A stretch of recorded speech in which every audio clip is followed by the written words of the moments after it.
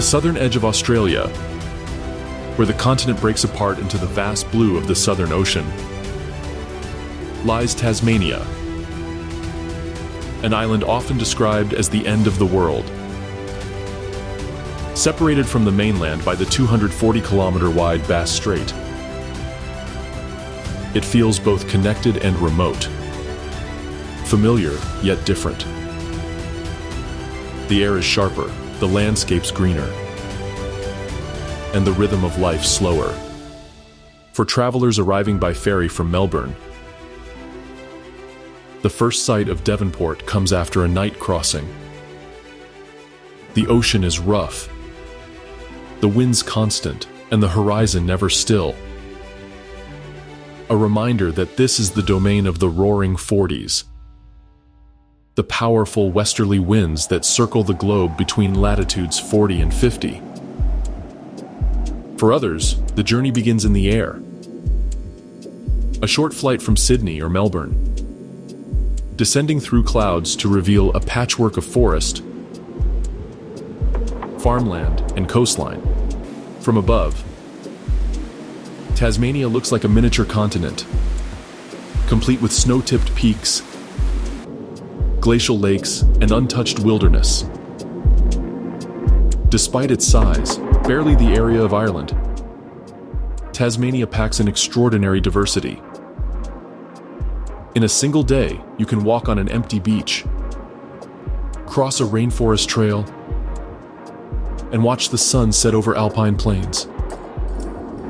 40% of its surface is protected as a national park or World Heritage Wilderness, making it one of the most preserved regions on Earth. Life here follows a different tempo. In Hobart, the southern capital, sandstone warehouses line the harbor where fishing boats unload their daily catch. 2 hours away, roads wind into valleys where apple orchards, trout farms, and vineyards thrive in cool air. Out west, there are no cities at all, just forests that have stood since the age of the dinosaurs. Tasmania's separation from the mainland has shaped its character. The people are proud of their isolation. They call the island Tassie, and see it not as Australia's appendix, but as its heart. A place where nature still dictates the rules.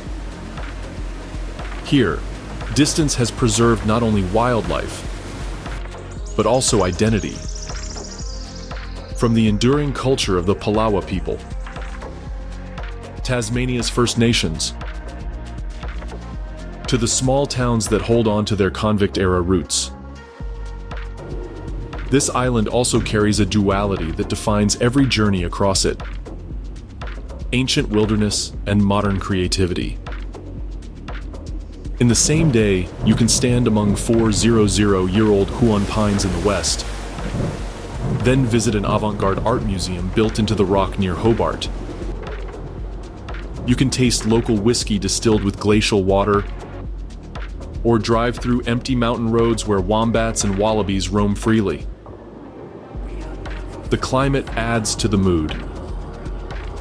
Summers are mild, winters are long and wet. Locals say you can experience 4 seasons in a single day, and they mean it. Mist can roll down from Mount Wellington at noon, and by afternoon, sunlight floods the Derwent Valley. It's this unpredictability that gives Tasmania its sense of authenticity. Nothing here feels staged. Everything feels lived in. For filmmakers and travelers alike, Tasmania is a world in miniature, compact but endlessly varied.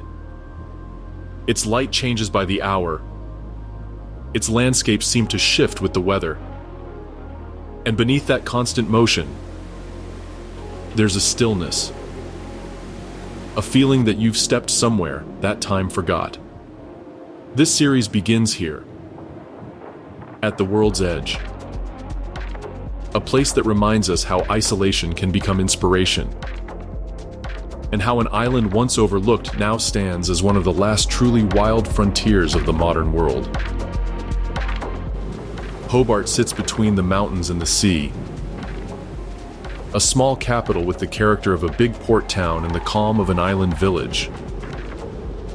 Founded in 1804 as a penal settlement, it has grown into Tasmania's cultural heart. A place where colonial sandstone warehouses meet bold modern art, where the scent of sea salt mixes with roasted coffee drifting through narrow streets. The city spreads along the Derwent River, watched over by Kunanyi, Mount Wellington. The mountain is part of the skyline everywhere you look. On clear mornings, it glows pink in the first light. By afternoon, it's often wrapped in rolling clouds. Locals simply call it the mountain, and it shapes daily life, a constant reminder that wilderness begins just beyond the city's edge. At the waterfront, Hobart still feels like a working port.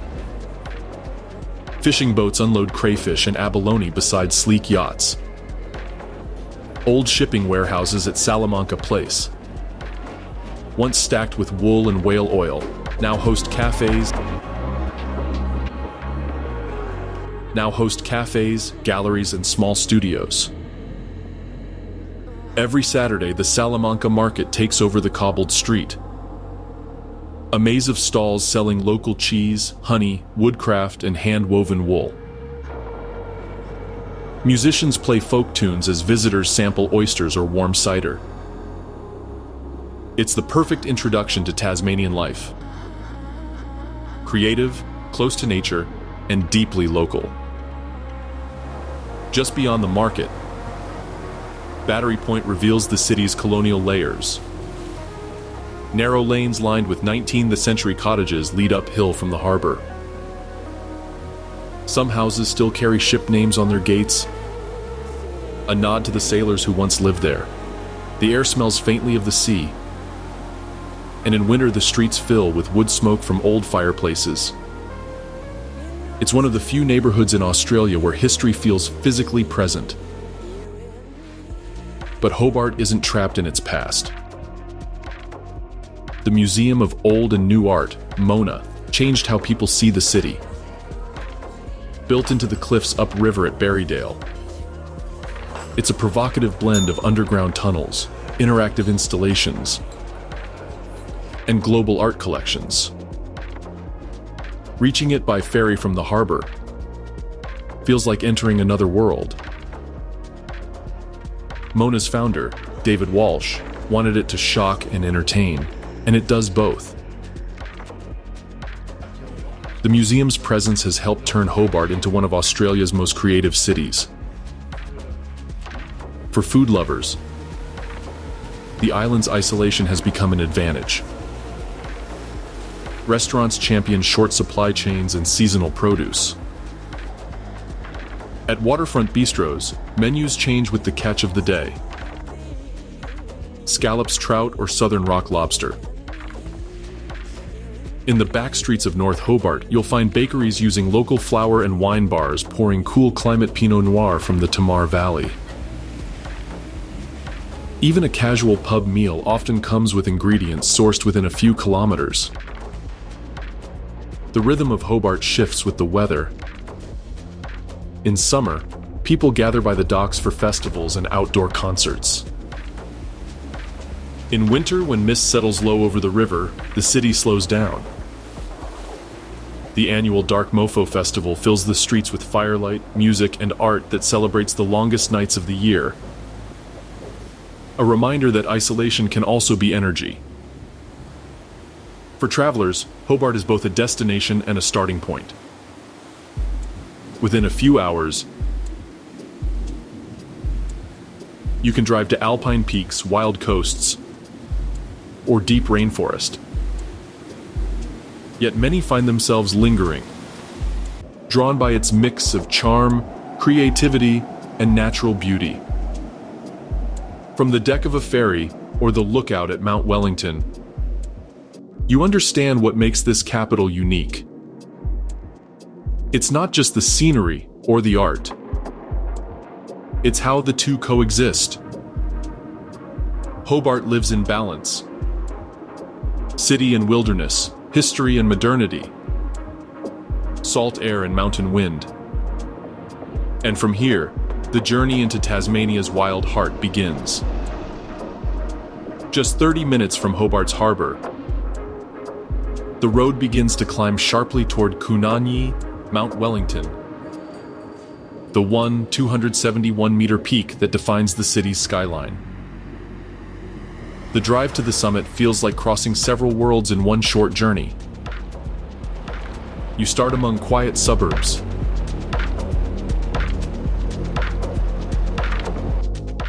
where eucalypts lean over backyards and the air smells faintly of salt from the Derwent River. Within minutes, the houses disappear, replaced by tall, wet forests of stringy bark and myrtle beech. Ferns line the road edges, their fronds dripping with mist. As the car climbs, the light changes, softer, colder, thinner. The forest thins into snow gums, then to a windswept plateau of low shrubs and lichens. In winter, patches of snow linger beside the road. In summer, the same rocks shimmer with heat. At the top, the Pinnacle Observation Shelter offers a 360-degree view that stops conversation. Hobart spreads below like a model city. Docks, bridges, and houses tracing the curves of the river. Beyond, the Tasman Peninsula stretches into the sea. And to the west, the land turns dark with forest. The start of Tasmania's wilderness. On clear days,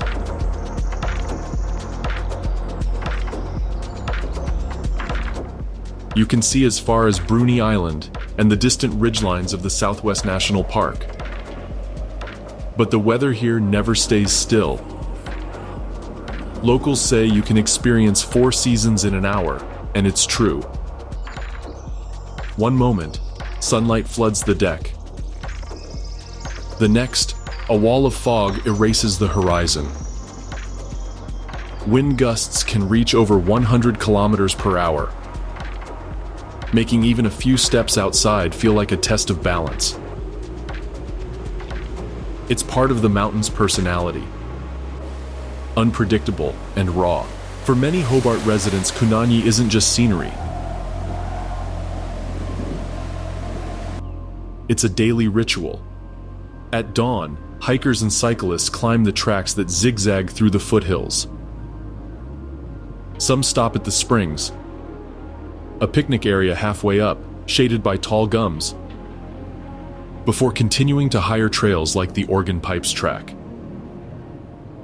The Organ Pipes, a series of vertical dolerite cliffs formed by ancient lava flows, rise almost 100 meters high and attract climbers from around the world.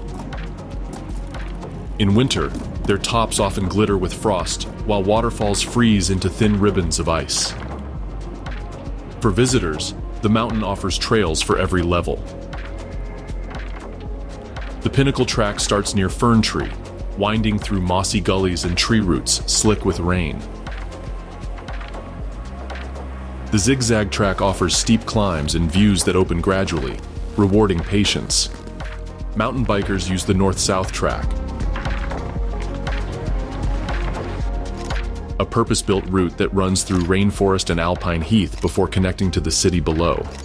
Each path reveals a different face of the mountain, from the dense green underworld of ferns to the exposed ridgelines where only the toughest plants survive.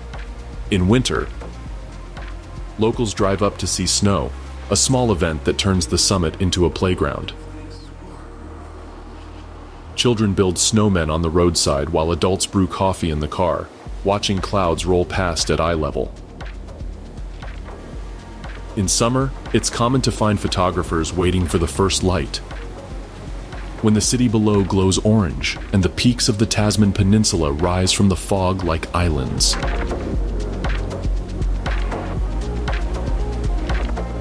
Coonanyi/Mount Wellington is more than Hobart's backdrop.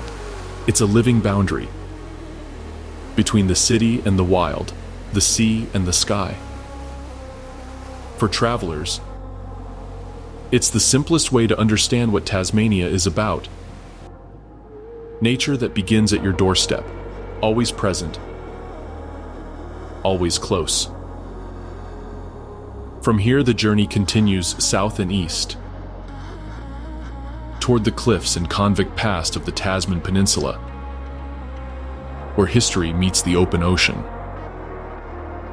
90 minutes from Hobart, the road narrows as it approaches the Tasman Peninsula, a stretch of rugged coastline where cliffs drop straight into the Southern Ocean. At its end lies Port Arthur, a place that once symbolized the farthest edge of the British Empire. Today it's quiet. The air smells of salt and eucalyptus, and the water in the bay is calm, reflecting the hills that once trapped men inside. Visitors walk among the remains of the 19th century penal colony. Sandstone walls, collapsed roofs, and open lawns where rows of cells once stood.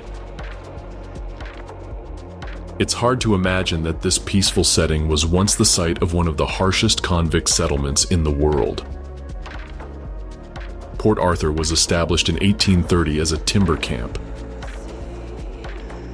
then expanded into a major prison for repeat offenders transported from Britain. Its isolation made escape nearly impossible. The narrow isthmus of Eaglehawk Neck, the only land route out, was guarded by dogs and soldiers. For decades, thousands of men lived and worked here, cutting timber, forging metal, and building the very walls that confined them. Walking through the site today feels like stepping into layers of history. The penitentiary, now roofless, stands at the center, its tall windows open to the sky. Nearby, the separate prison shows how punishment evolved from physical pain to psychological control. Each inmate had a small, silent cell. They were forbidden to speak, eat, or even pray together. Guards moved in soft shoes so that prisoners couldn't tell when they were being watched. The concept was called moral reform. But the silence itself became another form of torment. The museum inside the visitor center brings these stories to life. Through old records and recovered artifacts, it connects the faces of convicts to their crimes and fates. Many were transported for theft or petty offenses. Reminders that the people sent here were often victims of poverty rather than hardened criminals. Personal letters and diaries reveal surprising detail.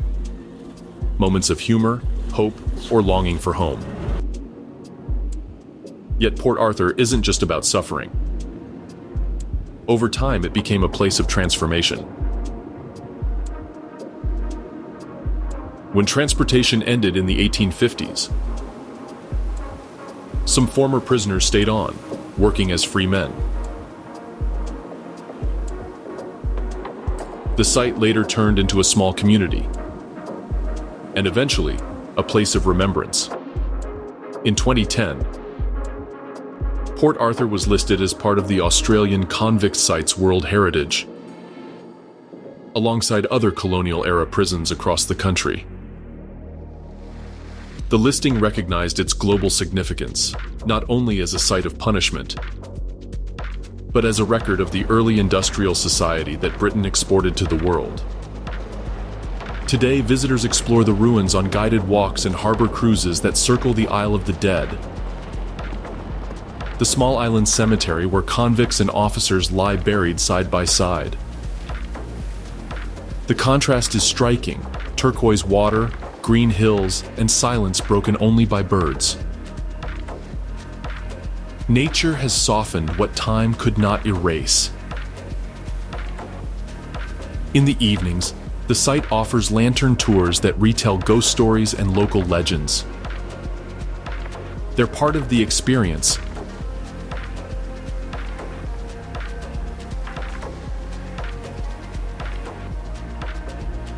But the real power of Port Arthur lies in its honesty. Standing in the courtyard as the light fades, it's easy to feel both the weight of history and the resilience of human endurance. Leaving Port Arthur, the road bends along the coast towards one of Tasmania's most dramatic landscapes. The Tasman Peninsula, where the continent ends in walls of stone. The scenery changes quickly. Quiet farmland gives way to cliffs that plunge straight into the ocean, and the sound of waves becomes constant, deep, and rhythmic. This is a coastline shaped by pressure and time. Dolerite columns rise hundreds of meters above the sea. Vertical towers formed by ancient lava that cooled into perfect hexagonal pillars. From the lookouts at Tasman Arch and Devil's Kitchen, the scale is staggering. The arch is a natural bridge carved by the sea, its span framing blue water below. Nearby, Devil's Kitchen opens into a narrow chasm, where waves crash endlessly against rock, sending mist into the air.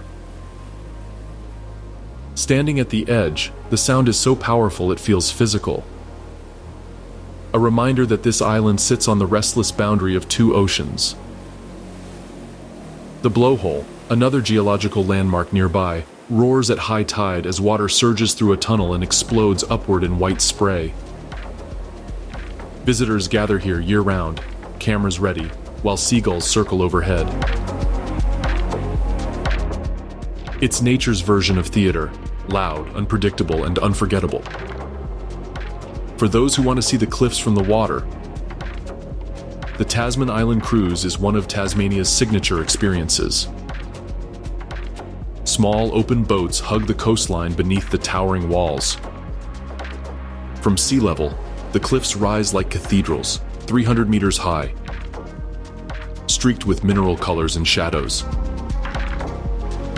Seals rest on the rocks, sunning themselves between dives, while pods of dolphins follow the boat, weaving through the surf. Seabirds, albatross, gannets, and cormorants glide just above the waves, using the wind that howls year-round across this channel. On clear days, you can spot Tasman Island itself, crowned by a lonely lighthouse that has stood against storms since 1906. Adventure is part of the peninsula's identity. The Three Capes Track, one of Tasmania's great walks, begins near here. It's a 4-day journey through forest, heath, and cliff edges, with views that shift from sheltered coves to open sea. Even short hikes, like the trail to Cape Howie, deliver spectacular rewards.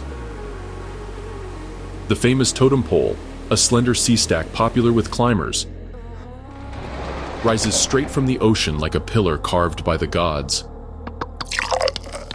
The path itself is well maintained but demanding. Thousands of stone steps, changing weather, and wind that can turn suddenly cold. The effort is worth it for the view. A panorama of the Tasman Sea stretching unbroken to Antarctica. Kayaking along the peninsula's coastline offers another perspective. In calm conditions, paddlers can glide beneath the cliffs, watching fur seals dart below the surface or entering sea caves where the water glows turquoise. The smell of salt and kelp fills the air. Every sound echoes, a gull's cry, a paddle stroke, the crash of distant waves. It's an experience that feels both intimate and immense. Despite its rawness, the Tasman Peninsula isn't empty. Small towns like Eaglehawk Neck and Nubina offer cozy cafes and family-run lodges, where evenings are spent by the fire while the wind shakes the windows. Locals often describe this region as the wild side. Not because it's untamed, but because here, nature still has the final word. The cliffs, the sea.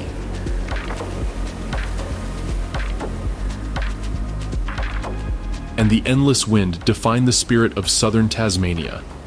Standing on a lookout at dusk, the light fades to silver, and the sound of the surf rises below. It's the same rhythm that's shaped this coast for millions of years. Constant, rough, and beautiful. From here, the journey turns across the channel toward Bruny Island, where wilderness meets taste. And the island's next story unfolds. A short ferry ride from Kettering, just 40 minutes south of Hobart, feels like crossing into another world. As the boat glides across the d'Entrecasteaux Channel, Bruny Island slowly comes into view. A long, thin shape of rolling hills, forest, and beach, divided into North and South Bruny by a narrow sand isthmus called the Neck. From above, it looks fragile, as if the sea could reclaim it at any moment. Yet life here thrives, wild, local, and deeply Tasmanian. Bruny Island is where isolation meets indulgence. It's a place where travelers hike along untamed coasts by day and enjoy farm-to-table dining by night. The island's cool, maritime climate produces some of the best food in the region. Sweet Pacific oysters from Great Bay, creamy cheeses from local dairies, and honey made by bees that forage on native eucalyptus.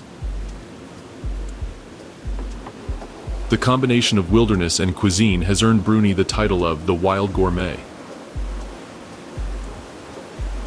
A drive along the island's winding roads reveals its contrasts. One moment you're surrounded by towering eucalyptus forest. The next, the view opens to wide bays with calm, clear water. At the Neck Lookout, a short climb up wooden steps leads to one of Tasmania's most photographed views, a sweeping panorama of ocean on both sides, with the narrow sand spit stretching endlessly into blue. In the evening, little penguins waddle ashore here to their burrows, their calls carrying softly across the dunes. Farther south lies Cape Bruny, the island's historic heart. The Cape Bruny Lighthouse, built in 1836, stands on a cliff overlooking the Southern Ocean, one of the oldest in Australia. From its base, the view is pure drama: sea cliffs, swirling mist, and the deep roar of waves. On stormy days, the horizon disappears entirely, leaving only the wind and the sound of the sea. It's a reminder that Bruny, for all its comforts, still lies at the edge of the world. Wildlife is everywhere. Along the coasts, fur seals bask on rocks and sea eagles patrol the cliffs. Wallabies often appear beside the road at dusk, and if you're patient, you might even glimpse the rare white wallaby found only here, a genetic quirk that has become one of Bruny's quiet icons. Offshore, eco-cruises trace the rugged shoreline,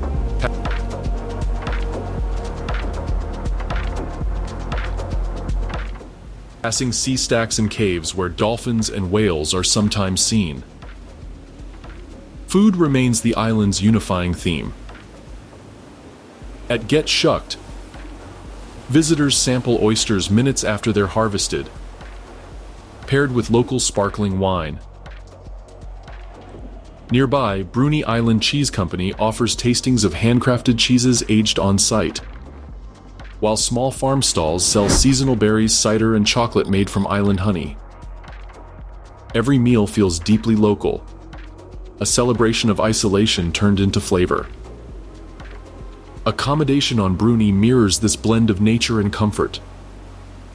Eco-lodges and waterfront cabins are scattered across the island, many designed to frame views of forest and sea. Nights here are dark and silent, except for wind in the trees and waves breaking somewhere nearby. For travelers seeking quiet, it's one of Tasmania's most restorative destinations. Beyond food and scenery, what makes Bruni memorable is its rhythm. Slow, grounded, and connected to place. You can spend a morning kayaking in Adventure Bay, an afternoon tasting oysters by the water, and an evening under the stars with almost no light pollution. The island invites you to slow down, to taste and see with attention. Southwest of Hobart, the road begins to follow the Huon River, winding through orchards, misty valleys, and sleepy towns. This is the Huon Valley, a place where Tasmania's rhythm slows to match the flow of the water. Known as the heart of the Apple Isle, it's a region that has built its identity around the land. Its fruit, its forests, and its sense of quiet continuity. The nickname dates back to the early 1900s, when the Huon Valley was the center of Australia's apple export trade. Millions of boxes of crisp red and green apples left here each year for markets around the world.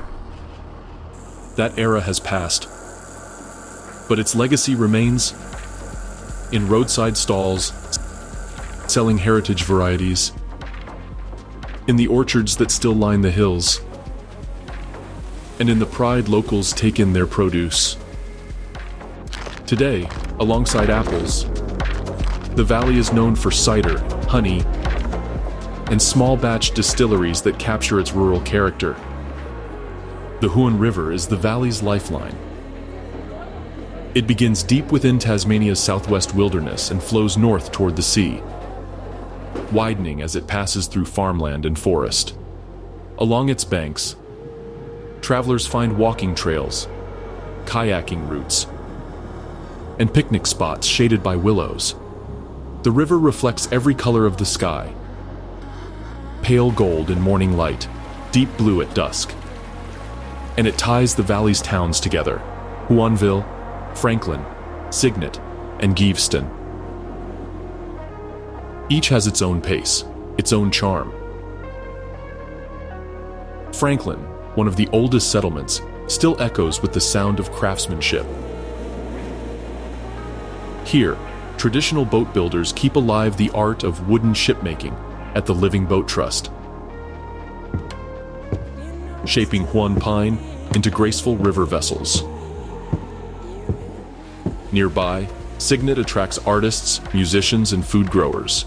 Its weekend markets overflow with handmade crafts, organic produce, and music that drifts down the main street. Together, these towns form the social fabric of a community that values creativity as much as tradition. The valley's wild side reveals itself at the Tahuni Airwalk, one of Tasmania's most striking forest experiences.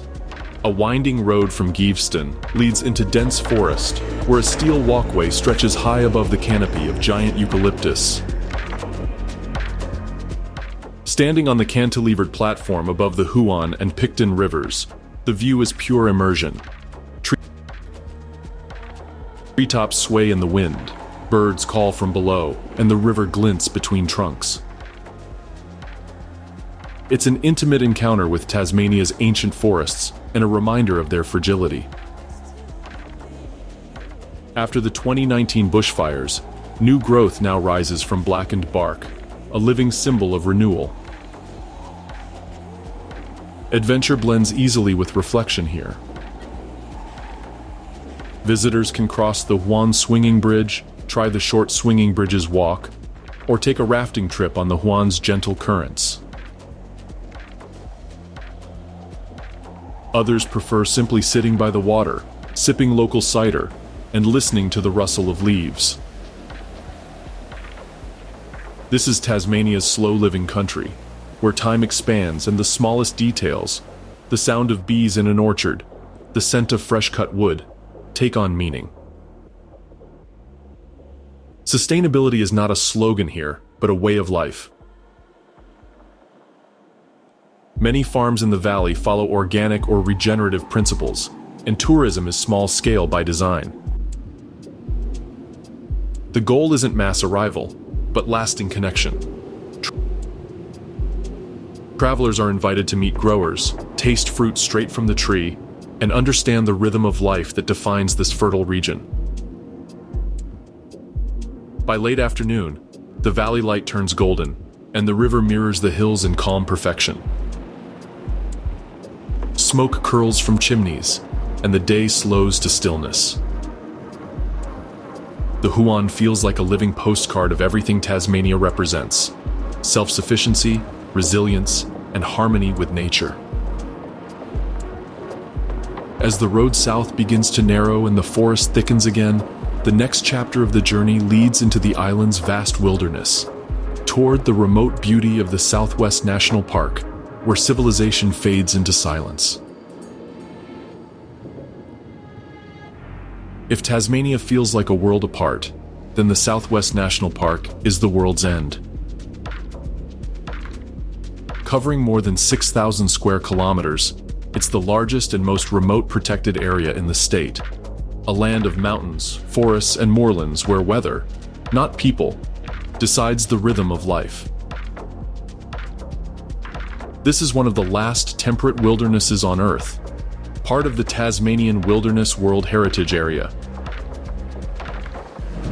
Recognized by UNESCO for its ecological and geological significance. Few roads reach this far.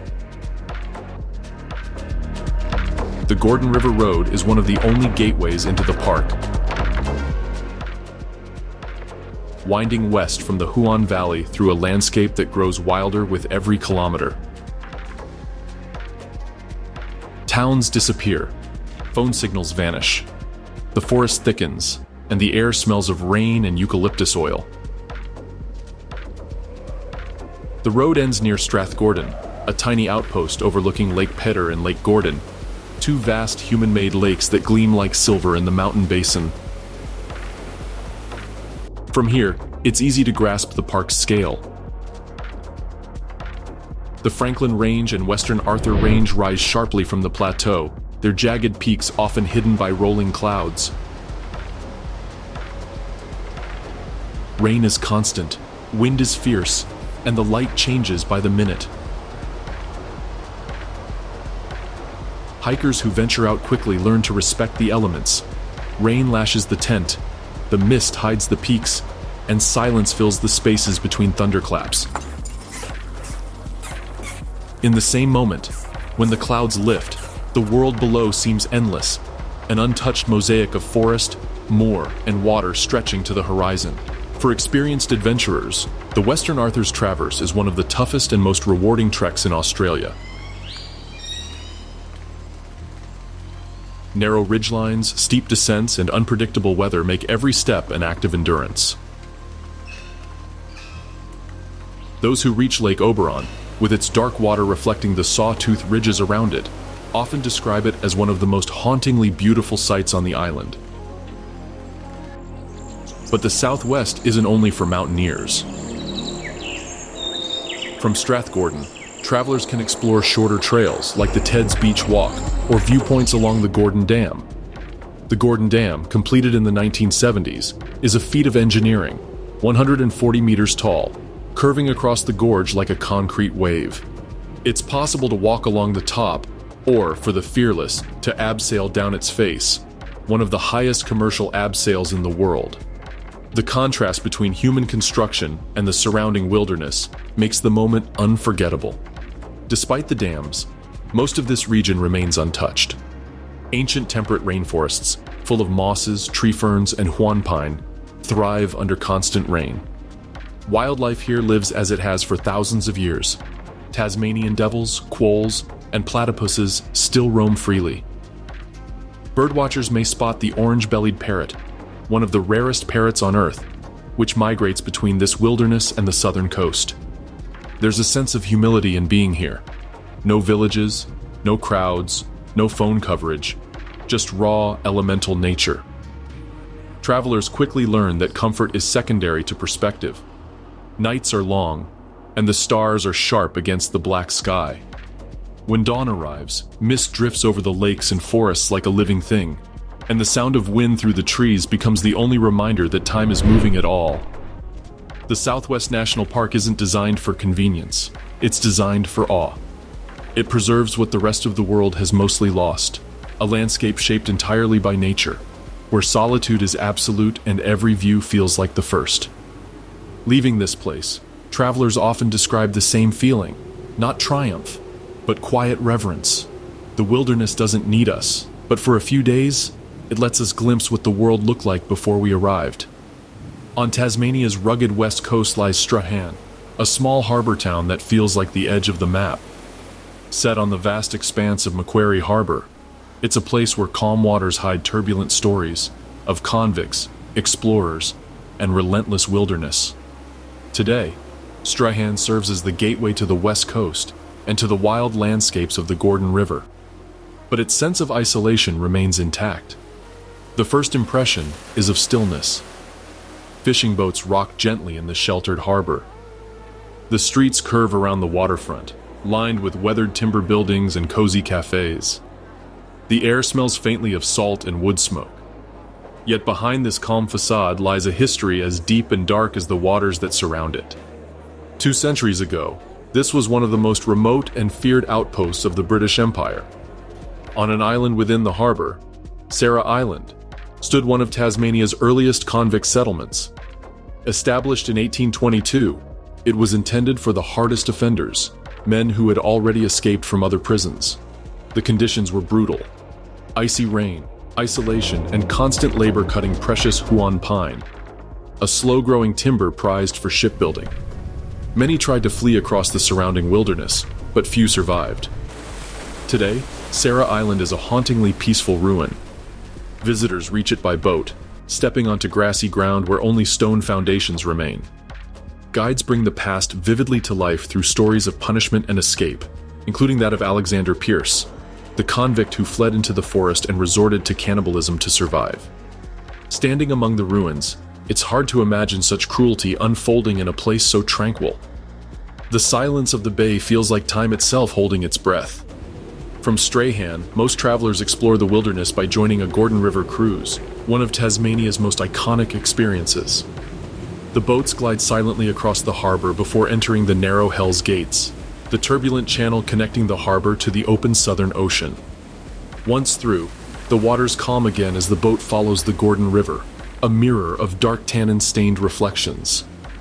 Rainforest leans over the banks, ancient Huon pines, myrtle, and sassafras, their roots twisting through centuries of moss. Passengers often step onto wooden boardwalks deep within the forest, breathing in the damp, sweet scent of Huon pine.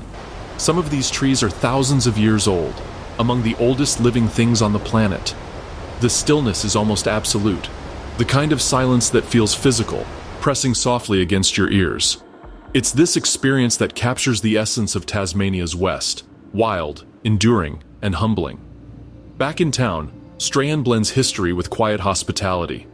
The Regatta Point railway station marks the start of the West Coast Wilderness Railway, a heritage train that follows the route once used to transport copper from Queenstown through rainforest and along steep ridges. Today, the journey offers sweeping views of rivers and valleys, and a sense of the determination it once took to live here. Despite its small size, Strahan has a strong local identity. Fishermen, tour guides, and artists live side by side, united by their connection to the landscape. Evenings are calm, with golden light reflecting off the harbor and the mountains turning blue in the distance. Visitors gather at the waterfront to watch the last cruise return, gulls circling above as the sun sinks behind the trees. Strahan's charm lies in this blend of solitude and story. It's a place that invites reflection, not just on its past, but on the wildness that still surrounds it. For many travelers, reaching Strahan feels like a reward in itself, a reminder that the farthest places often hold the deepest sense of peace. At the heart of Tasmania's highlands rises Cradle Mountain, a jagged crown of dolerite peaks reflected in still glacial lakes. It is more than a landmark. It's the symbol of Tasmania itself, appearing on postcards, tourism posters, and the imagination of everyone who dreams of wilderness. Yet no photograph can truly capture its scale or silence. To stand here, surrounded by alpine air and ancient rock, is to understand why this landscape is revered. The mountain lies within the Cradle Mountain Lake St. Clair National Park, part of the island's UNESCO World Heritage Wilderness. It's a region shaped by ice. Glaciers carved the valleys and left behind a necklace of lakes and tarns, each one perfectly clear, perfectly cold. The best known is Dove Lake, sitting at the mountain's base, like a mirror. The Dove Lake Circuit, a 6-kilometer loop, is the most popular walk in Tasmania. But even with visitors, the place rarely feels crowded. Wooden boardwalks wind through pencil pine forests and buttongrass plains, with the dark silhouette of Cradle Mountain always in view. The weather here is unpredictable. It can shift from sunshine to snow in an hour, even in summer. Clouds descend without warning, turning the peaks into ghostly shapes. Travelers learn quickly that layers and waterproof gear are essential, but the reward is worth it. On clear mornings, the mountain glows orange with sunrise. At dusk, the water turns to glass, reflecting a world suspended between earth and sky. For serious hikers, Cradle Mountain marks the northern gateway to the Overland Track, one of Australia's most famous multi-day treks. The 65-kilometer trail runs south through alpine plateaus, mossy valleys, and glacier-carved ridges to Lake St. Clair. The journey takes about 6 days and demands preparation. Sudden storms, leeches, and icy nights are common, but those who complete it often describe it as life-changing. Every step offers new textures of wilderness: the crunch of snowgrass underfoot, the call of currawongs echoing across ridges, the smell of rain on cold stone. Closer to the visitor center, shorter walks reveal the area's quiet beauty. The Enchanted Walk leads through mossy rainforest where streams curl between tree roots, while Ronnie Creek is famous for its wildlife. At dusk, wombats wander across the path, grazing calmly even as cameras click. Wallabies and pedemelins, small round-bodied marsupials, appear between bushes, unbothered by people. For many visitors, these encounters become the most memorable moments of all, signs that in this park, nature still sets the pace. Accommodation around Cradle Mountain Village ranges from luxury lodges with spas to rustic cabins warmed by log fires.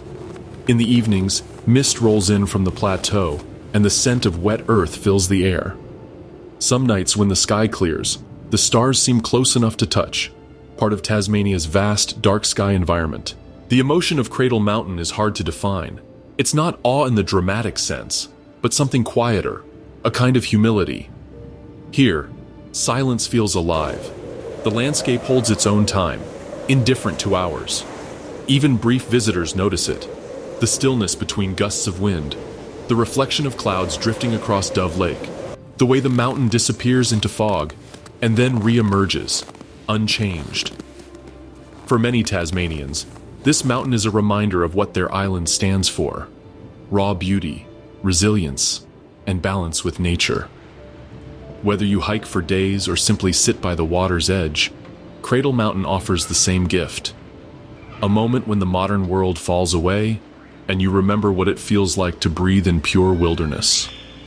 At the southern end of the Cradle Mountain Lake, St. Clair National Park, lies Lake St. Clair, known to the Aboriginal people as Leawilina, meaning sleeping water.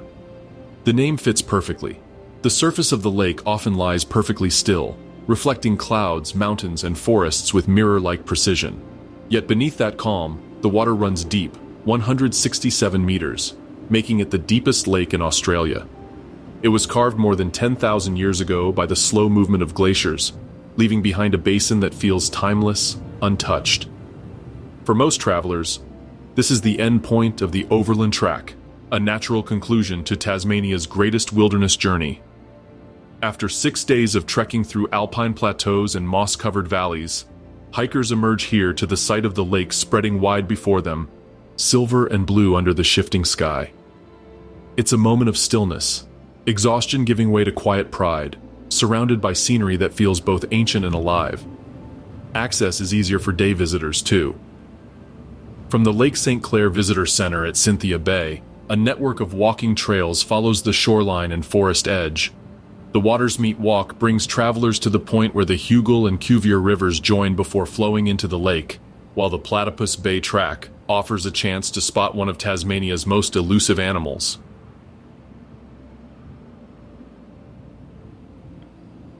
Early morning is best, when mist hovers over the surface and ripples mark where a platypus dives.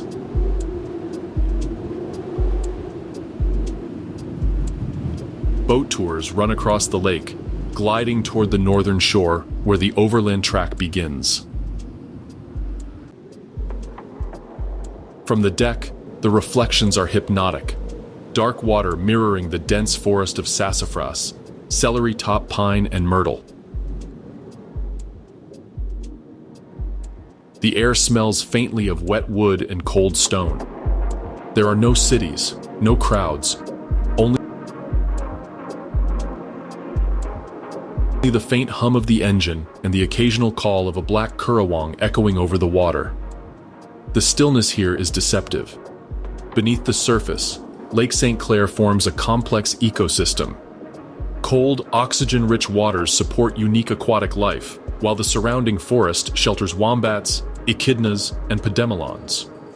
For the Aboriginal Tasmanians, this area has long held deep cultural and spiritual significance. Archaeological evidence shows their presence stretching back thousands of years, when seasonal movements brought families to the shores to fish, gather plants, and hold ceremonies. Today, Leowulina is recognized not only as a site of ecological importance,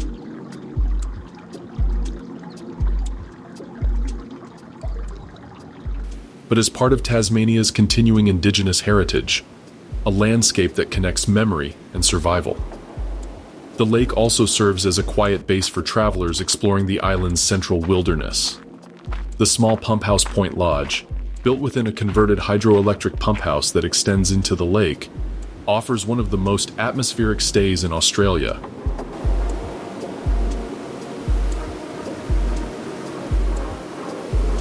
From its windows, guests watch rain sweep across the water or snow dust the surrounding peaks.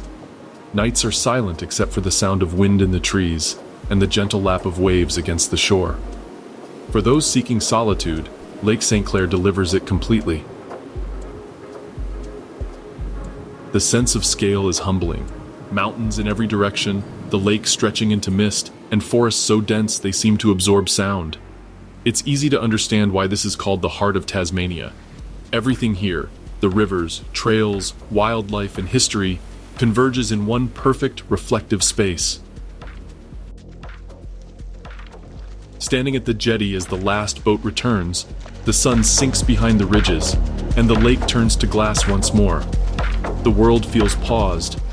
In that quiet,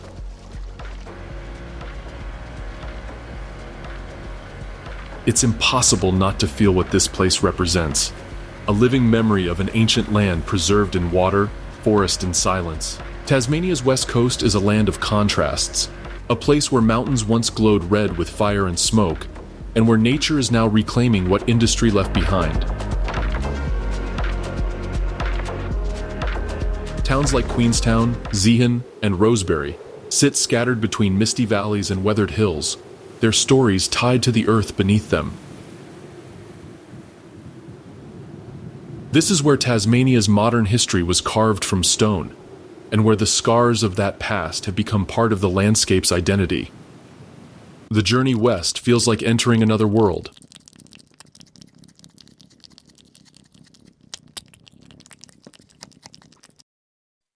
The road from Lake St. Clair winds through thick rainforest before climbing into bare, ochre-colored hills. Rain falls often, painting the mountains in shifting shades of bronze and green. When the mist lifts, you see what history left behind. The open pits, the rail lines, and the faded facades of once booming mining towns. At its height, in the early 1900s, Queenstown was one of the richest mining towns in the British Empire.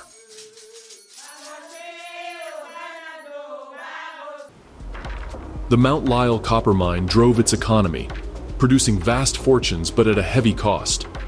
For decades, smelters burned the forested slopes bare, releasing sulfur that stripped vegetation and stained the soil. The hills became a surreal sight, treeless, scarred, and shining like rust under the rain. It was a scene both tragic and fascinating, earning the town the nickname the Moon Landscape.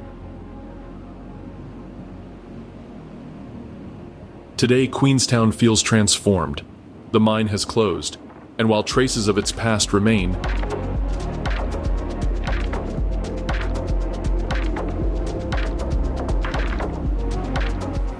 the spirit of the place is shifting. Nature is slowly returning, moss creeping over rocks, trees pushing through the soil, and the surrounding rivers running clearer each year. Locals have embraced the town's rugged heritage, turning its industrial relics into art and experience. Visitors can take the West Coast Wilderness Railway, following the old mining line through rainforest, bridges, and gorges, hearing stories of the workers who once hauled copper ore through these remote valleys. In the town itself, murals and galleries now occupy the same buildings that once housed miners' bars and stores. The Queenstown Arts Precinct and the annual The Unconformity Festival celebrate creativity born from hardship. A reminder that resilience can grow from even the harshest environments. For travelers, it's a rare mix. The aesthetics of decay turned into living culture. Further north, Zeehan tells another chapter of the West Coast story. Once known as the Silver City, it was home to thousands of miners chasing the promise of fortune. Its Grand Gaiety Theater and Museum now stand as echoes of that era, proud remnants of a time when hope and hardship were inseparable. A short drive away, Rosebery continues as a working mining town, surrounded by waterfalls, misty ridges, and dense forest. Here, industry and wilderness coexist, sometimes uneasily, but undeniably. The weather defines everything on the West Coast. Rain, fog, and wind are constant companions. They blur the line between ruin and renewal, softening the edges of old slag heaps and washing color back into the soil. Travelers who walk the tracks around Queenstown or stand at the edge of the Iron Blow Lookout often find beauty in the contrast, the way rusted rock glows beside green moss.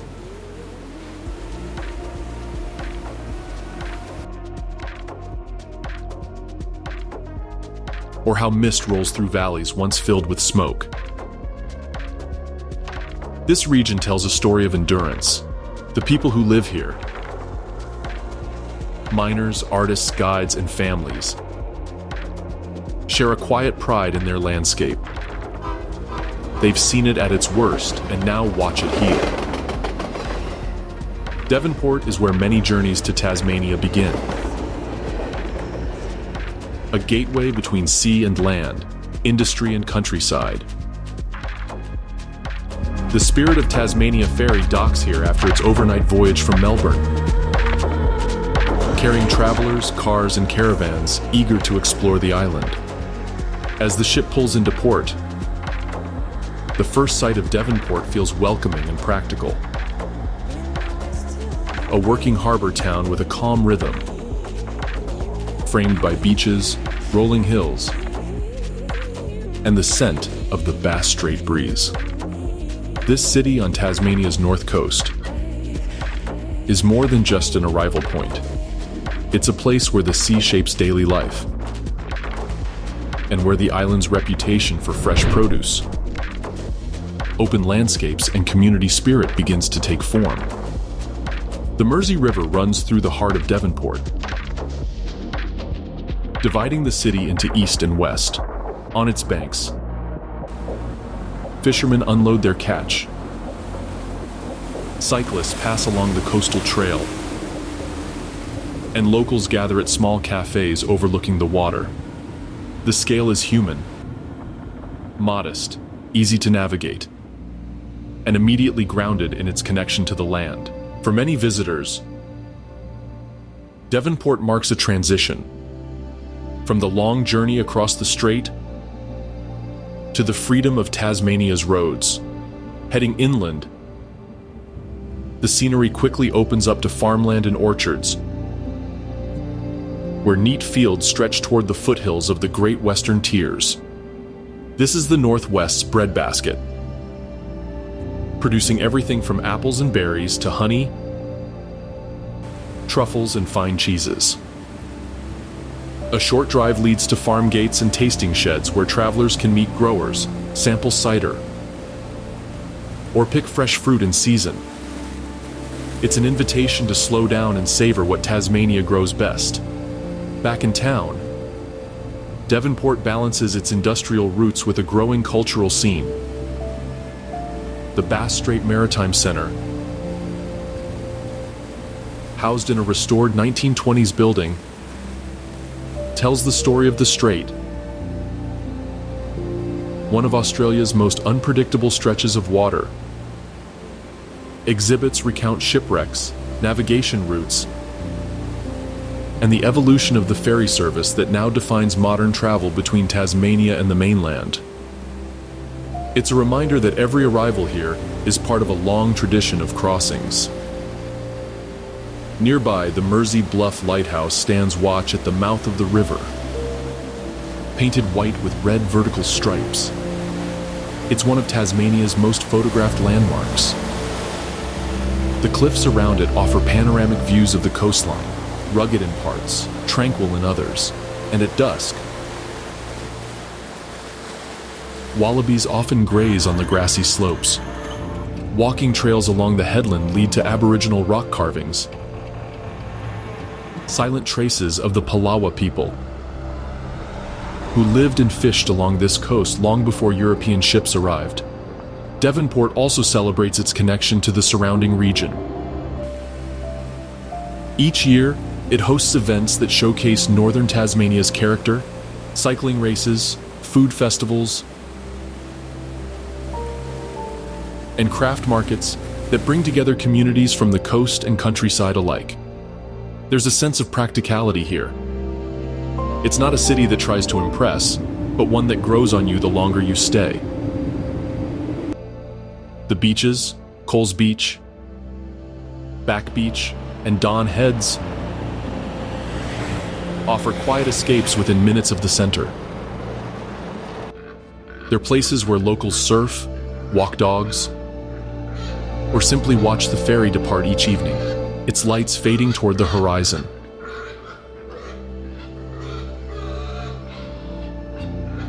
The combination of working harbor and open coastline gives Devonport an atmosphere that's both grounded and forward-looking, a perfect introduction to the rest of the island. For travelers setting off south or west, Devonport acts as a natural threshold. To the east lies Launceston and the Tamar Valley wine region. To the west, the rugged landscapes of the Tarkin and the Wild Coast. But before the adventure begins, this small port city offers a moment to pause, to breathe in the salt air, taste the first apples of the season, and realize you've truly arrived in Tasmania. In Tasmania's north, where the North Esk and South Esk rivers meet to form the Tamar, lies Launceston, a city that feels both historic and refreshingly livable, often called the River City. It's Tasmania's second largest urban center, yet it carries the ease of a town half its size. Here, 19th century architecture stands beside leafy parks and buzzing cafes. And within minutes, the streets give way to vineyards, hills, and river valleys. Launceston's story is tied to water. The Tamar River winds through the city like a silver thread, shaping its past as a trading port and defining its present as a hub for culture and outdoor life.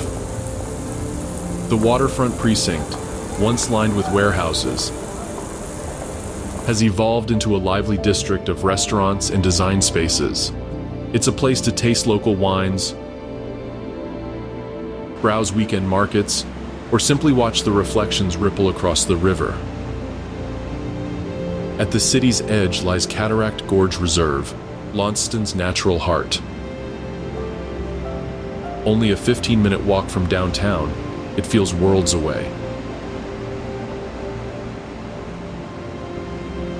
A dramatic ravine carved by the South Esk River, framed by cliffs and bushland. The suspension bridge sways gently over rushing water, while peacocks wander freely among the gardens. Visitors can ride the chairlift, swim in the open-air pool in summer, or hike up to the lookouts that reveal sweeping views of the gorge.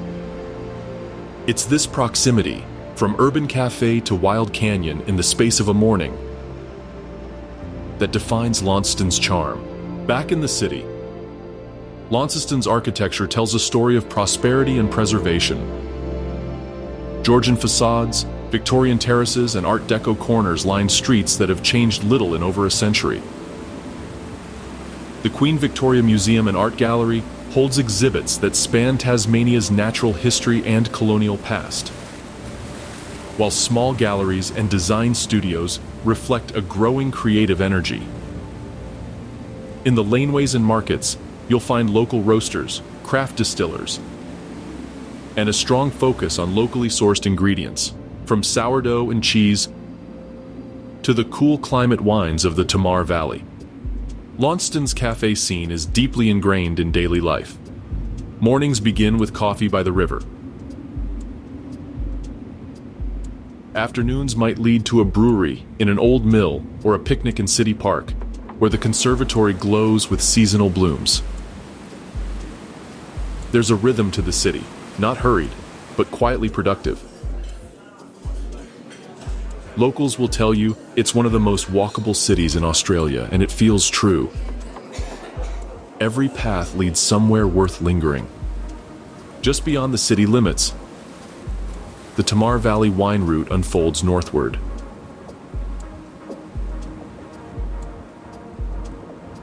A patchwork of vineyards, lavender farms, and river bends. The climate here mirrors parts of France's Champagne region, making it ideal for sparkling wines and aromatic whites. Cellar doors are casual and welcoming, often run by families who've been tending vines for generations. For many travelers, Launceston serves as the perfect base to explore these northern landscapes. Day trips to Bridestow Lavender Estate, Narontapu National Park, or even the remote Ben Lomond Alpine Plateau are all within easy reach. Despite its size, Launceston retains a strong sense of identity.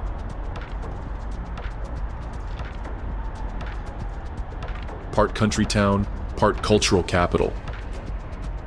It's not about spectacle, but about connection to the land, the produce, and the people who make this region thrive. Evening light glows over the hills. The river mirrors the skyline, and the city hums softly, content in its balance between heritage and modern life. For travelers, Launceston marks both a pause and a beginning, a comfortable midpoint between the Wild West and the fertile North. A place to rest before venturing deeper into Tasmania's heartlands. It reminds you that even in a small city, the essence of Tasmania, green, creative, and close to nature, is never far away. North of Launceston, the Tamar Valley stretches along the wide river that gives it its name.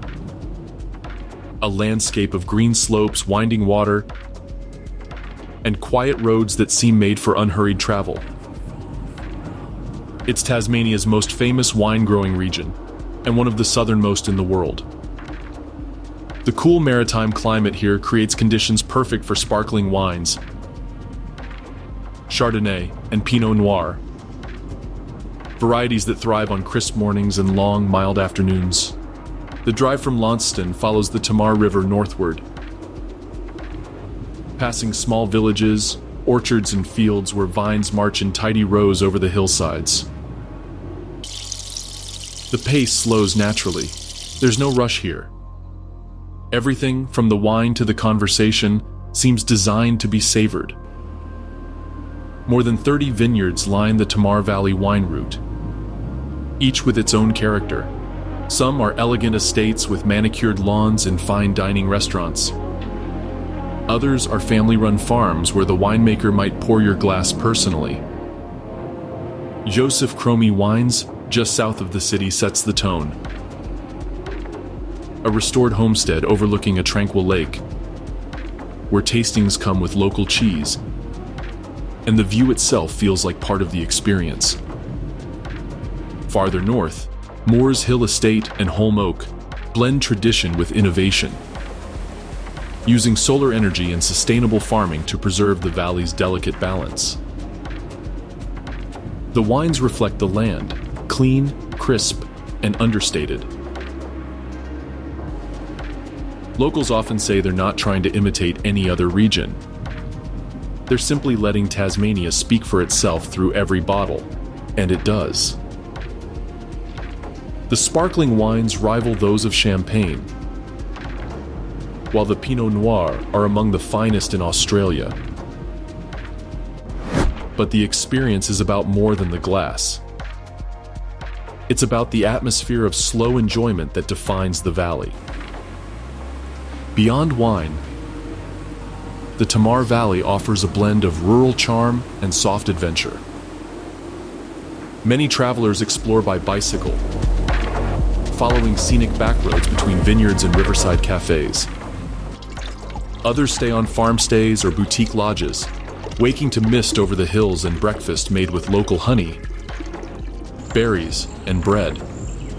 There are lavender fields in bloom during summer, roadside stalls selling cherries and apples, and the occasional gallery tucked into a barn. It's a region where nature and agriculture coexist gracefully, a reflection of Tasmania's quiet confidence in its own rhythms. The river itself is never far. Kayaking along calm sections offers a new perspective. Vineyards rising from the banks, white-bellied sea eagles gliding overhead, and the gentle lap of water against the hull. At dusk, the light over the Tamar softens into gold, and the entire landscape seems to slow to a standstill. One of the most scenic stops is Batman Bridge, a single-span structure that connects the valley's eastern and western banks.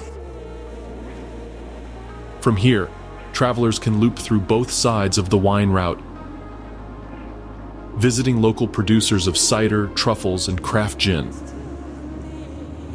The valley's food culture complements its wines perfectly. Fresh seafood, artisan cheeses, and farm-to-table dining that feels both sophisticated and deeply local. Evenings in the Tamar Valley have a distinctive stillness.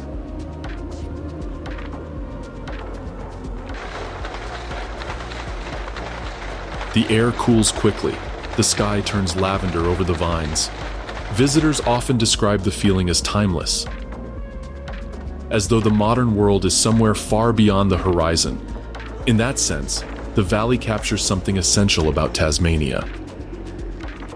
Elegant without pretension, wild yet peaceful, and connected to its land in every detail.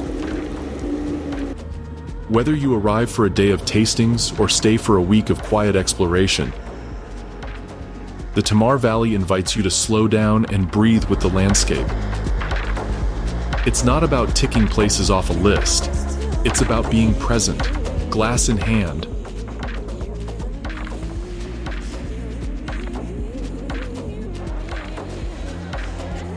While the river and hills remind you how beautiful simplicity can be. On Tasmania's northeast coast, between Beenalong Bay and Eddystone Point, the Bay of Fires stretches for more than 50 kilometers. A shoreline of pure white sand, turquoise water, and granite boulders coated in bright orange lichen. From above, it looks unreal. fire and ice meeting at the edge of the world. Yet on the ground, the scene is quiet, only the surf, the wind, and the cries of seabirds moving through endless light. The Bay of Fires owes its name not to the rocks, but to the aboriginal fires that early European sailors saw burning along the coast. Those fires marked the presence of the Palawa people, who lived here for thousands of years, fishing in the clear shallows and moving seasonally through the dunes. Their connection to the land remains one of continuity and respect, a reminder that this place has always been lived in harmony, not conquered. Today, the bay is one of Tasmania's most iconic landscapes, yet it still feels wild and untouched.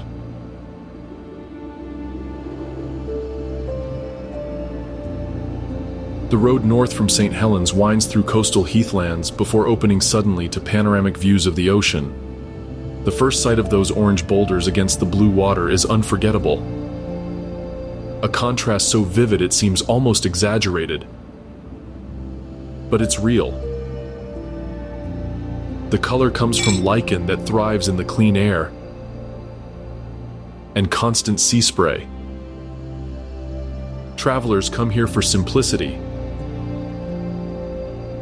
Long walks on empty beaches, swimming in clear rock pools, and nights spent under skies so bright with stars they almost hum. Camping sites are scattered along the coast, often just a few steps from the sand. Mornings begin with the sound of waves, and evenings end with driftwood fires and the faint scent of salt on the wind. For those who prefer comfort, eco-lodges and guided tours offer access to the area with minimal impact. The Bay of Fires Walk, a multi-day trek along the coast, is one of Tasmania's great walking experiences. It combines soft adventure with quiet immersion. Hiking barefoot through dunes, snorkeling among kelp forests, and staying in low-impact lodges built to blend into the landscape. It's not about challenge, but about presence, slowing down enough to notice the textures of the sand, the rhythm of the tide, and the play of light across the rocks. The bay's waters are among the clearest in Australia, home to schools of fish, rays, and sea stars. Snorkeling or kayaking along the sheltered coves reveals an underwater world just as colorful as the one above. Dolphins sometimes follow paddlers near the surface, and seals rest on the offshore islets, basking in the sun. Every turn feels cinematic, but there's no artifice here, just nature in perfect balance. Beyond its beauty, the Bay of Fires represents something larger about Tasmania itself: purity and restraint. The island has protected its wildness, allowing places like this to exist without noise, without crowds, without excess. The human presence is light, respectful, a few footprints washed away by the next wave. At Eddystone Point, the granite lighthouse stands watch at the northern end, a silent guardian above crashing surf. From here, the coastline seems endless, a meeting of time and tide that changes every hour. As the sun sets, the rocks glow brighter, not with fire, but with reflected light. And the name of the bay takes on new meaning. Standing there with the sea wind in your face and the horizon turning gold, you understand what makes this place sacred. Its simplicity, its color, and its quiet. In the Bay of Fires, nothing distracts from nature's perfection. It's just you, the coast, and the feeling of being completely present at the edge of the world. On Tasmania's east coast, the Freycinet Peninsula curves into the sea like a polished crescent. A landscape of pink granite peaks, white sand beaches, and sapphire water. It's home to Freycinet National Park, one of Australia's oldest and most beloved protected areas, and to its crown jewel, Wineglass Bay, whose perfect arc has become an emblem of Tasmania itself. The journey begins near Coles Bay, a small seaside village framed by the dramatic spires of the Hazards, granite mountains that catch the first and last light of day in shades of rose and gold. From here, the national park unfolds across a mosaic of beaches, forests, and cliffs that seem sculpted for exploration. Everything feels clean and elemental. The kind of landscape where colors seem to have their own sound.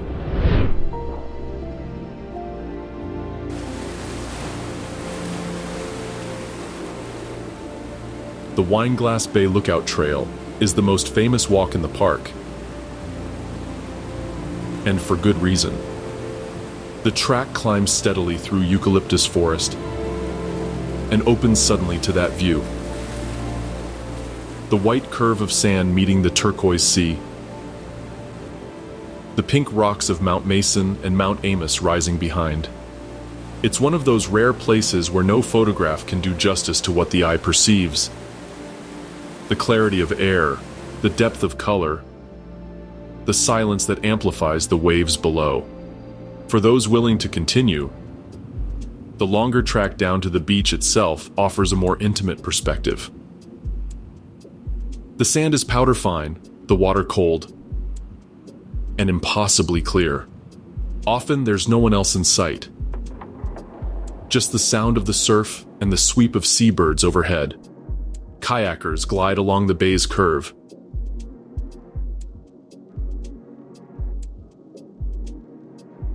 their paddles cutting small ripples into the glassy surface. On calm days, dolphins or even whales may appear offshore, adding movement to the still perfection of the scene. Adventure here is never far away. Sea kayaking around the peninsula reveals hidden coves and sea caves, while rock climbing and abseiling on the granite faces of the Hazards draw thrill seekers from around the world. Yet for most visitors, the pleasure lies in the balance of activity and peace. Hiking by morning, swimming or picnicking by afternoon, and watching the sunset paint the cliffs in soft pink light. Freycinet is also a model of sustainable tourism.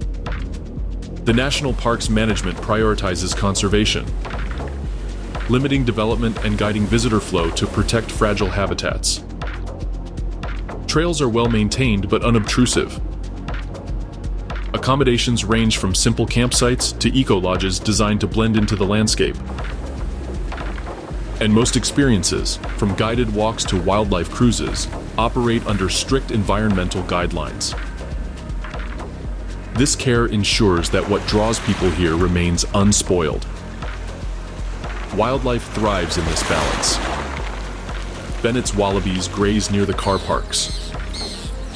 Wombats trundle through the scrub at dusk, and seabirds nest on offshore islets. The surrounding waters belong to a marine reserve, home to kelp forests, abalone,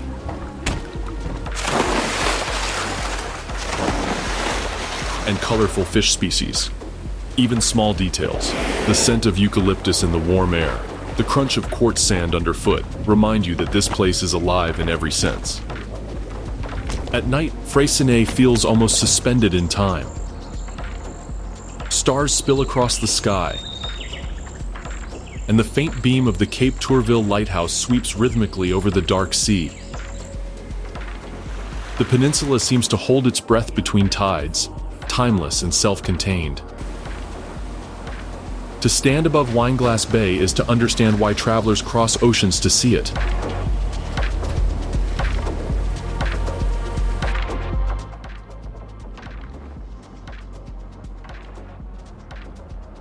It's not just about beauty, it's about harmony.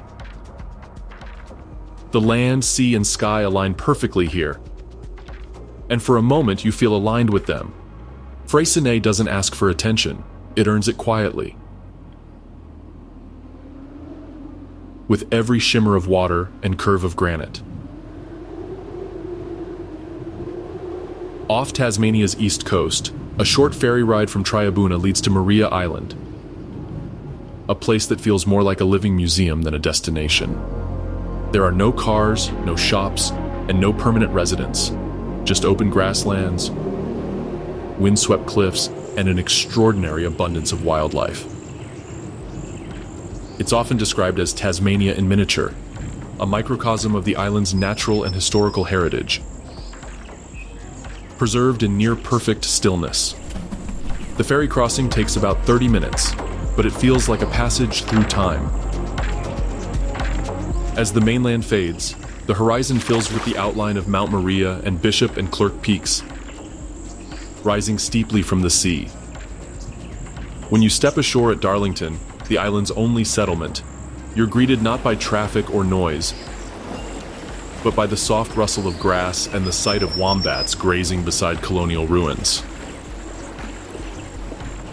Maria Island is both a wildlife sanctuary and a historic site, and the balance between the two defines its character. In the early 19th century, it was a convict settlement, one of several established across Tasmania. The remains of those years still stand: the commissariat store, the penal station, rows of sandstone cottages now restored as part of the UNESCO-listed Australian convict sites.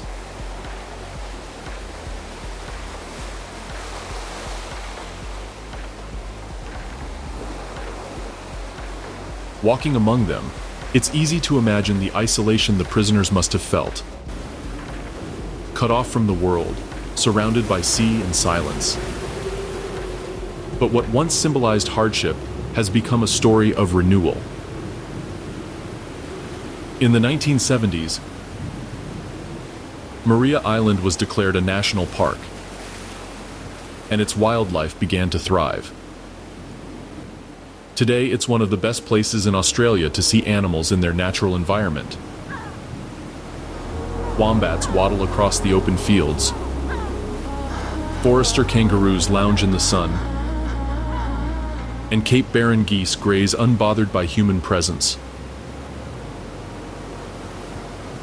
Even the elusive Tasmanian devil, reintroduced here as part of a conservation program, has found a safe refuge. The island is proof that when nature is given space and time, it knows how to recover. The island's landscapes are remarkably diverse for its size. Trails lead through coastal forests, across windswept plains, and up to mountain lookouts with panoramic views of the east coast. One of the most famous walks leads to the Painted Cliffs, where layers of sandstone ripple in shades of gold, orange, and cream. A natural artwork carved by wind and water. Another path follows the fossil cliffs, where ancient marine remains are embedded in the rock, offering a tangible link to the island's deep geological history. Visitors can explore Maria Island on foot or by bicycle, tracing routes that weave between beaches, forests, and ruins. Camping is allowed near Darlington, and staying overnight transforms the experience entirely.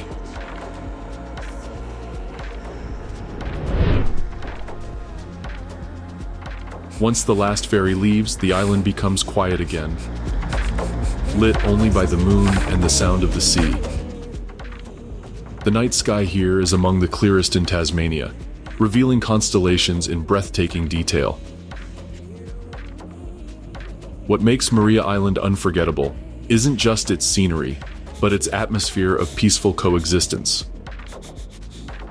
Humans are guests here, moving gently through a world that belongs to the animals and the wind. There's no sense of separation between history and nature. The old convict walls crumble into fields where wombats graze,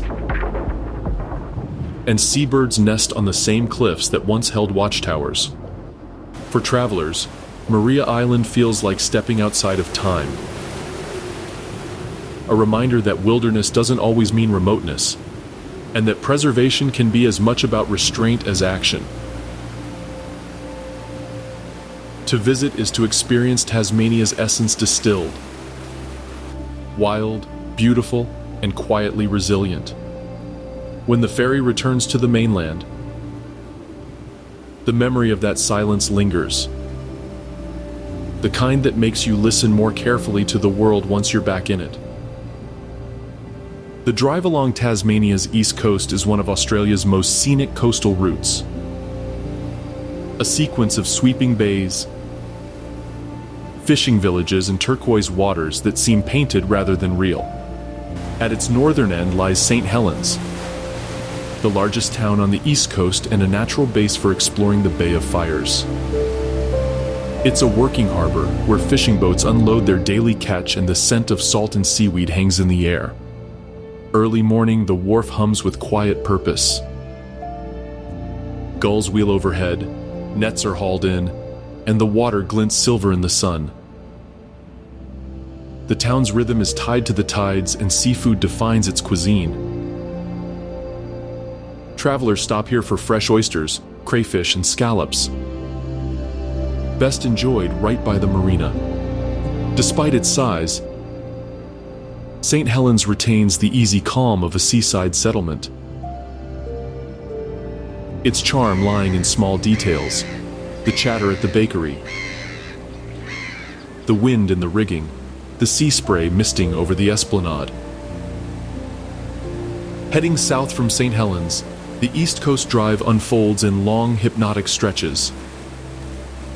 The highway winds through eucalyptus forests and glimpses of glittering bays, alternating between wild headlands and calm beaches. It's a road made for slow travel, for stopping at farm gates, for walking barefoot on pale sand, for watching the horizon shift from blue to silver to rose. The scenery changes subtly with every bend. To the east, the Tasman Sea breathes against the shore. Inland, gentle hills hold vineyards, orchards, and old timber houses shaded by cypresses. The drive feels both intimate and vast. A ribbon of road connecting human stories to a coast that still feels raw and untamed. Beyond the beaches, small communities mark the rhythm of the journey. Beenalong Bay, with its tranquil coves, Scamander, where surf meets river mouth, and Bicheno, known for its penguin colonies and blowholes. Each stop offers a different shade of coastal life. Fishermen mending nets, children racing on the sand, travelers pausing just to listen to the waves. What makes the East Coast Drive special isn't only its beauty, but its clarity. The light here is sharp and clean. The kind that turns even a roadside gum tree into art. Travelers often describe it as seeing color again after the moody greens of the Tasmanian interior. By the time you reach the southern stretches near Coles Bay and the Freycinet Peninsula, the coast gathers grandeur. Granite peaks rise from the sea, the water deepens in hue, and the sense of arrival builds, as if the road itself has been leading you toward this crescendo. St. Helens and the East Coast are not just about sights, but about rhythm. The steady pulse of waves and wheels, the scent of salt and eucalyptus, the balance of solitude and connection. It's Tasmania at its most open and sensory, where the landscape invites you to slow down and simply breathe.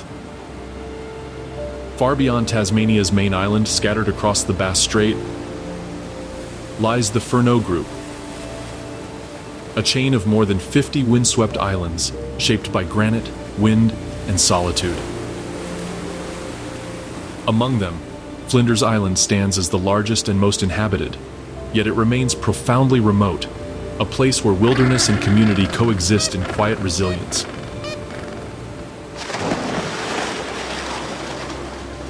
Flying in from Launceston or Melbourne, the first impression is one of space. Endless beaches curving around turquoise coves, ridgelines of pale granite rising from the sea, and vast skies that seem to stretch beyond measure. It feels untouched, elemental. Life here is dictated not by traffic or time zones, but by the weather, the tides, and the calls of seabirds. The island's centerpiece is Mount Sturseleki, a granite peak that towers above the surrounding plains.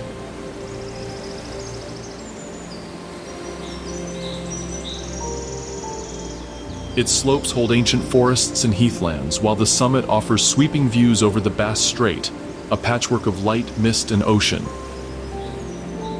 Hikers speak of the climb as both a physical challenge and a moment of pure perspective. At the top, the rest of the world feels very far away. Beyond the mountain, the coastline unfolds in contrasts, from the calm white sands of Trousers Point to the wild, wave-battered rocks at Killiecrankie Bay. The beaches are rarely crowded. Most days they're empty except for wallabies, seabirds, and the occasional photographer chasing the perfect dawn light. It's a landscape that rewards stillness. The kind of place where watching the clouds move across the water feels like enough. The human rhythm here is equally quiet.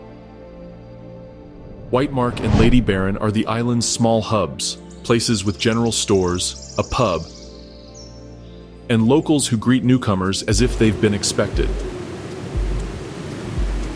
Life runs on trust and simplicity. Fresh-caught fish traded between neighbors, roadside honesty boxes filled with produce, evenings gathered around wood stoves as the wind hums outside. Flinders Island is also rich in Aboriginal heritage. Part of the story of the Palawa people who once crossed land bridges connecting Tasmania to mainland Australia. Ancient middens and cultural sites remain scattered across the island. Reminders of thousands of years of continuous connection to land and sea. Today, the island is a haven for those seeking to unplug. Hikers, photographers, birdwatchers, and solitude seekers who trade comfort for clarity. Accommodation ranges from simple beachside cabins to off-grid eco-lodges powered by solar energy. The emphasis is on minimal impact, on traveling lightly, and leaving the landscape exactly as it was found. What defines Flinders Island isn't just its remoteness, but its honesty. An unfiltered encounter with nature and self. There's no noise to hide behind. No rush to distract you. Just the wind, the granite, and the sea. Eternal companions in a place that feels like the edge of the world. Here, isolation becomes something beautiful, not loneliness, but freedom. Tasmania is often imagined through the growl of its most famous resident, the Tasmanian devil. But its wildlife story stretches far beyond that shadow. Cut off from mainland Australia for millennia, the island has become a refuge for species found nowhere else, a living laboratory of evolution and survival. The Tasmanian devil, once widespread across Australia, now survives only here. Despite its fierce reputation, the devil is a shy scavenger, vital to the ecosystem for keeping it clean of carrion. Its population was devastated by devil facial tumor disease, a contagious cancer discovered in the 1990s. Conservation programs, particularly at Maria Island,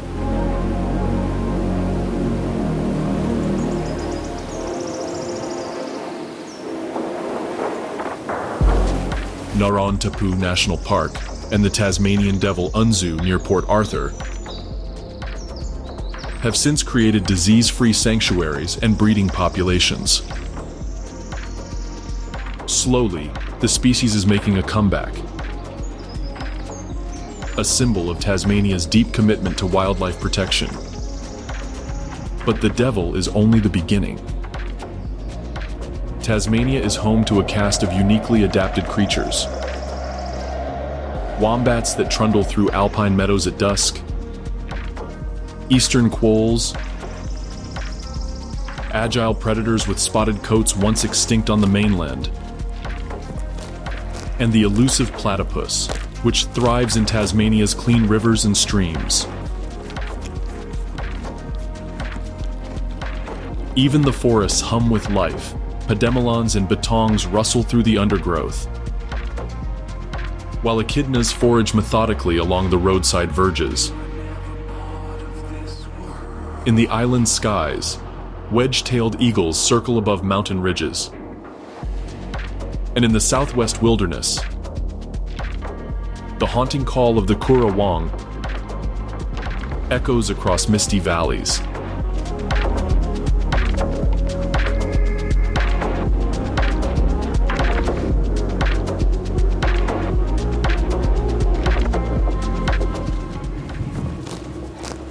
Offshore, fur seals, penguins, and albatrosses patrol the cold southern waters. Tasmania's isolation has preserved a delicate balance,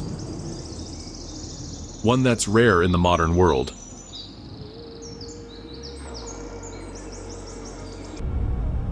The island's many national parks and reserves, from Cradle Mountain Lake, St. Clair, to Freycinet, Mount Field, and the vast Southwest National Park, act as the backbone of its conservation efforts.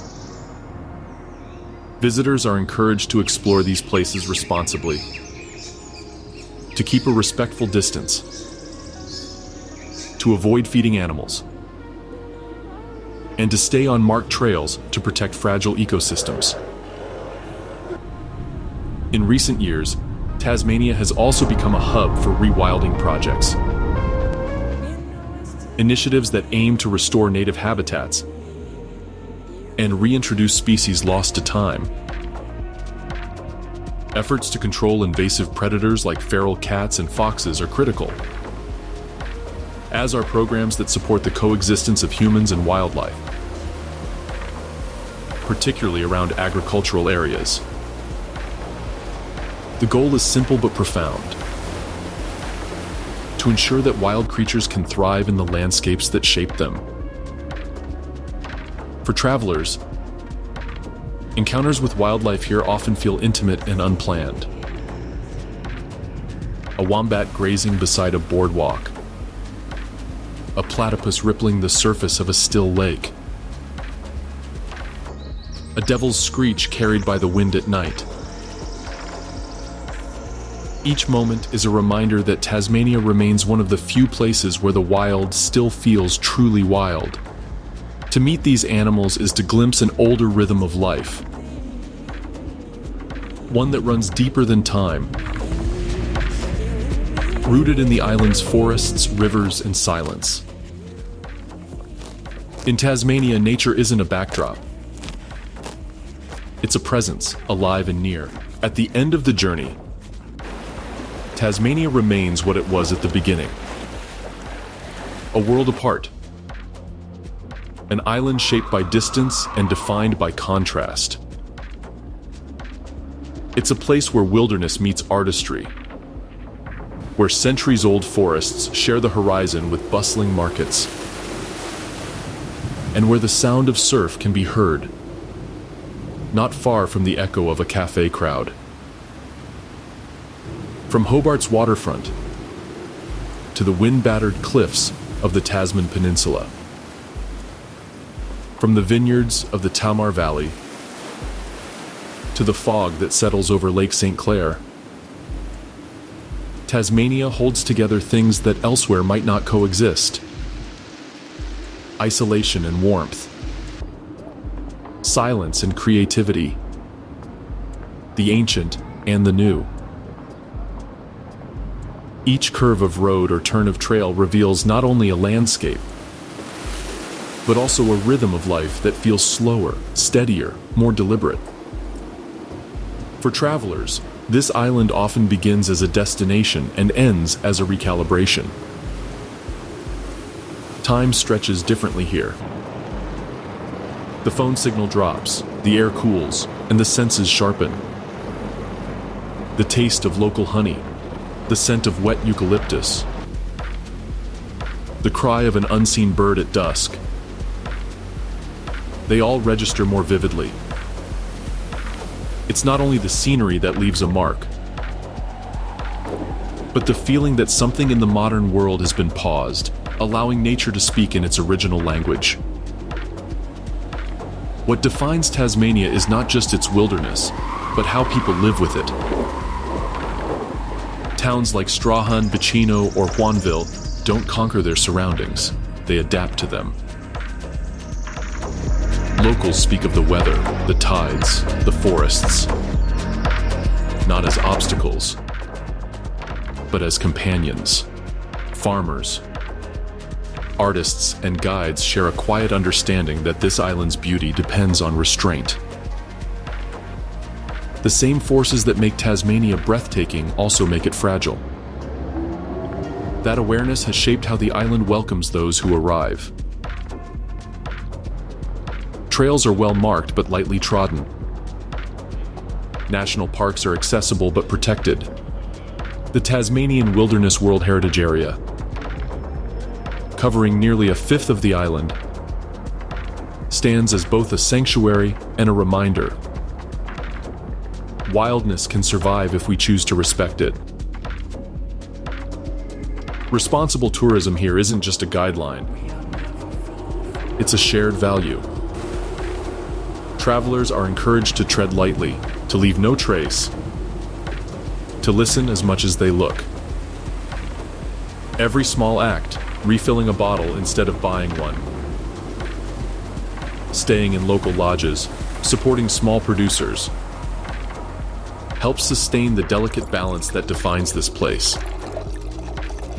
And so, as the journey closes, Tasmania doesn't feel like somewhere you visited. It feels like somewhere that has visited you, entered quietly, rearranged your sense of scale, and left an imprint that's hard to name. You remember the stillness of Cradle Mountain reflected in a dawn lake, the echo of waves breaking at South Cape Bay, the scent of the ocean carried on cold wind. Standing at the edge of the continent, looking south toward nothing but sea and sky, you understand what makes this island extraordinary. It's not the remoteness, the cliffs, or even the wildlife. It's the constant reminder that beauty, when left wild, needs no perfection. Tasmania endures not as a secret to be discovered, but as a promise to be protected. And in that first light over Cradle Mountain, or in the roar of waves at the farthest cape, you feel it, that fine edge between humanity and wilderness, the one that defines not just Tasmania, but ourselves. But what do you think? Let us know in the comments below, and make sure to check out the serene valleys of the Himalayas